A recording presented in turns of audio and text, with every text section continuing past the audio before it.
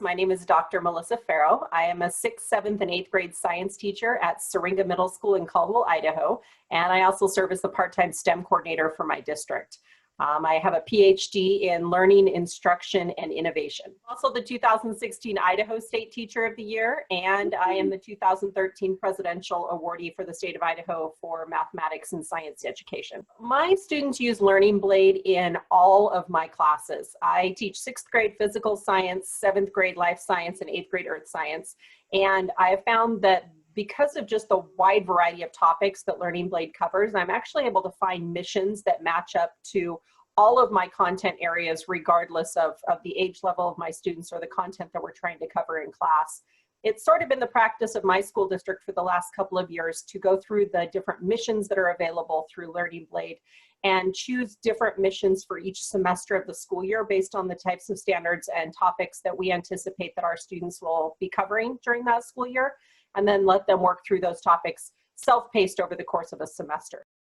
When schools started closing for the coronavirus pandemic, we quickly jumped on the fact that as we were trying to create self-paced and self-engaged learning activities for our students to complete, the setup of the Learning Blade program and the fact that our students were already familiar with it made it an incredible learning tool for us to engage with during that opportunity. We put together a student choice board for our kids to work on. We had different types of activities, both indoor and outdoor activities that they could work on at their own home. We tried to include programs that they were familiar with, as well as some new ones that they might want to try with their families. And Learning Blade definitely played a key role in putting together those choice boards. Our students were able to go in and just continue engaging wherever they were at on their learning pathway. And it was something that they were familiar with and comfortable with and could work through on their own without a lot of support from us at that point in time as we were working towards the end of the school year. I definitely think that as we're moving towards looking at possible extensions of our distance learning going into the upcoming school year, that Learning Blade will continue to play a really key role in how we engage with our students.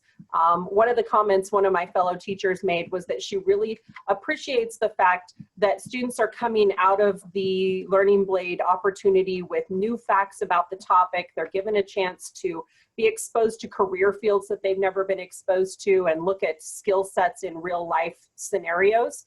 And so that's something that can continue to fit in really comfortably with our curriculum as we move forward. Again, the fact that it's self-paced, the fact that it can happen asynchronously outside of a traditional classroom setting makes this a really strong tool that we have in our toolbox going forward with distance learning. One of the things that we found in our community as we've attempted to do STEM career events in the past is that our students have a very narrow understanding of what a STEM career looks like.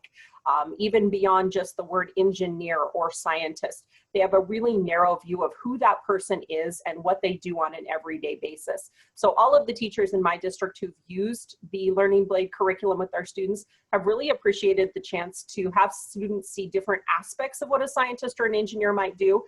And every time we use it, we come away with at least 1 or 2 students who say, "Ooh, that's something I could see myself doing when I grow up. I didn't even know that that was a job.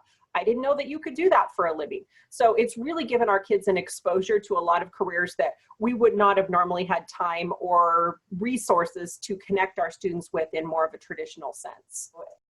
The interdisciplinary nature of the Learning Blade program is one of the highlights for the students. I think that it's really funny when I watch a student log into Learning Blade and they get into a mission and they start looking at what their options are for their student choice, which pathway are they going to take themselves down as they work their way through this mission. And they're hilarious in noticing that, well, there's a bunch of English stuff, miss. I didn't think I was allowed to do that. I thought I just had to do the math part, or I thought I just was allowed to do the science part. And then we start talking about why the English component's in there and why the math component's in there. Why are all of these different interdisciplinary subjects showing up in my science classroom? Again, speaking to a lot of the other teachers who are using this in my district, that cross-curricular tying in math practices and English practices with our science and engineering content really helps our students start to see science in a real world context, science and their other content areas with some authenticity behind them, rather than them being a worksheet or just another lesson that they're covering.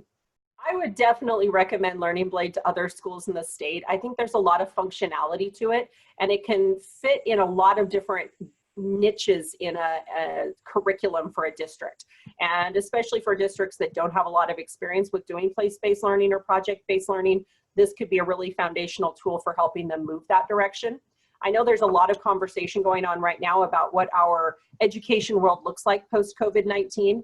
How we move forward with the task of education in the future. I can see this being a product that would really help a school establish that type of curriculum if it wasn't something they already had in place. So yeah, I definitely think that this is a great tool, and especially more timely with the recent events and how we're having to kind of reimagine what education looks like and how we engage and connect with our students on a regular basis.